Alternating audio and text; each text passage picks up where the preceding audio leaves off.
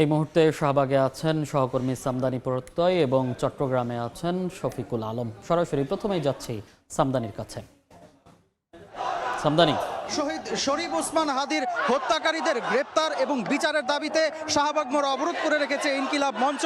আমরা দেখতে পাচ্ছি সকাল থেকেই এখানে বিক্ষোভকারীরা এসে জড়ো হয়েছেন। তারা স্লোগানের মাধ্যমে তাদের দাবিগুলো জানাচ্ছেন। তারা বলছেন যে আজ সকালে ডিএমপি যে ব্রিফিং করেছে সেই ব্রিফিংয়ে তারা সন্তুষ্ট নন। তারা বলছেন যে হত্যাকারী ভারতে পালিয়ে গিয়েছে এবং এতদিন পরেও এই হত্যার মূল পরিকল্পনাকারী কারা সেটি প্রশাসন খুঁজে বের করতে পারছেন না, যা প্রশাসনের জন্য অত্যন্ত লজ্জার বলে এখানে যারা বক্তব্য দিচ্ছেন ইনকিলাব মঞ্চের নেতারা তারা এখানে জানাচ্ছেন।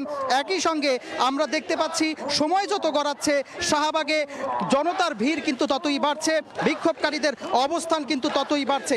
আমরা এখানে আরও দেখতে পাচ্ছি যে এখানে ইনকিলাব মঞ্চের সদস্যরা কিন্তু এই দুপুর থেকেই তাদের যে মধ্যাহ্নভোজের ব্যবস্থা সেটি কিন্তু তারা নিজেরাই করেছেন। স্বেচ্ছাসেবী অনেক মানুষকে আমরা দেখতে পাচ্ছি যারা কিনা এখানে আন্দোলনকারীদের মধ্যে খাবার বিতরণ করছেন, পানি বিতরণ করছেন এবং একই সঙ্গে আমরা দেখতে পেয়েছি রাস্তা বন্ধ করে রাখলেও আন্দোলনকারীরা বা জনগুরুত্বপূর্ণ যে বিষয়গুলো যে গাড়িগুলো রয়েছে, যে যানবাহনগুলো রয়েছে সেগুলো কিন্তু তারা ছেড়ে দিচ্ছেন এবং তারা এখান থেকে বারবার বলছেন যে যতক্ষণ পর্যন্ত এই যে শরীফ ওসমান হাদি যিনি জুলাই অভ্যুত্থানের অন্যতম সংগঠক তার হত্যাকারীদের বিচার না হবে, তার হত্যাকারীদের গ্রেপ্তার করা না হবে এবং যতক্ষণ না পর্যন্ত তার হত্যাকারীদের খুঁজে বের করে এনে বিচারের আওতায় না আনা হবে ততক্ষণ পর্যন্ত তারা আন্দোলন চালিয়ে যাবেন বলে মনে করছেন এখানকার আন্দোলনকারীরা।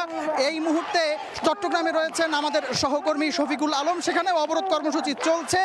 আমরা চলে যাব চট্টগ্রামে।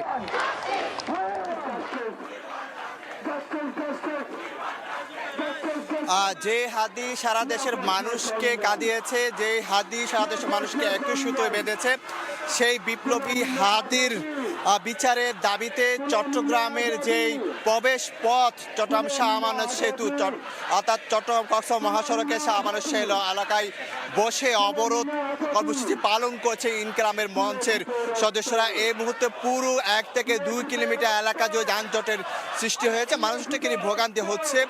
এই মুহূর্তে কিন্তু আমরা যে এলাকায় আছি একটা স্লোগানে মুখরিত হয়ে আছে এবং তারা বলছে 3 দিনের মধ্যে যে ছাত্রী হত্যার বিচারে চার্জশিট জমা দিতে হবে এবং খুনিদেরকে দেশে ফিরিয়ে আনতে হবে। সেই দাবিতে কিন্তু সড়ক অবরোধ করে রেখেছে এবং চারিপাশে জানিয়ে রাখি এটি হচ্ছে চট্টগ্রামের সবচেয়ে গুরুত্বপূর্ণ অর্থাৎ কক্সবাজার, বান্দরবান এবং 6টি উপজেলার মানুষ এই সড়ক দিয়ে যাতায়াত করে।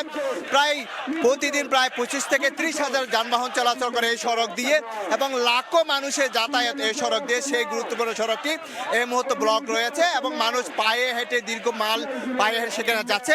আপনাকে জানিয়ে রাখি যে এই হাদি যে তিনি একেবারে যিনি বিপ্লবী ছিলেন এবং রাজনীতি ব্যক্তিত্ব ছিলেন, সংস্কৃতি কর্মী ছিলেন, শিক্ষক ছিলেন এবং আধিপত্যবাদের বিরুদ্ধে যার কণ্ঠস্বর পুরো জাতিকে এক করেছে, পুরো জাতিকে এক সুতোয় বেঁধেছে, সেই হাদির বিচারের দাবিতে যে তরুণ প্রজন্ম, সে 24-এর প্রজন্ম আবার রাজপথে নেমেছে এবং তাদের যে দাবি হাদির হত্যার বিচার অবশ্যই করতে হবে।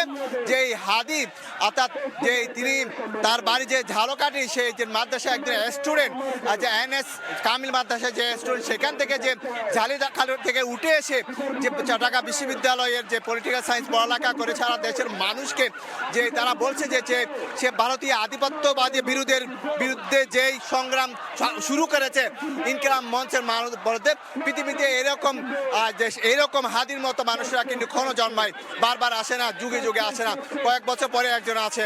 তো এই ছিল এই মুহূর্তে এখানকার সর্বোচ্চ এখন প্রায় 3 থেকে 4 কিলোমিটার এলাকা সড়ক অর্থাৎ চট্টগ্রাম কক্সবাজার মহাসড়ক এই মুহূর্তে অবরোধ রয়েছে, যান চলাচল বন্ধ রয়েছে। এই ছিল আমার কাছে সর্বশেষ তথ্য। ইনকিলাব মঞ্চের কর্মসূচির খবর জানাতে সরাসরি যুক্ত ছিলাম চট্টগ্রাম থেকে এবং তার আগে ঢাকার শাহবাগ থেকে।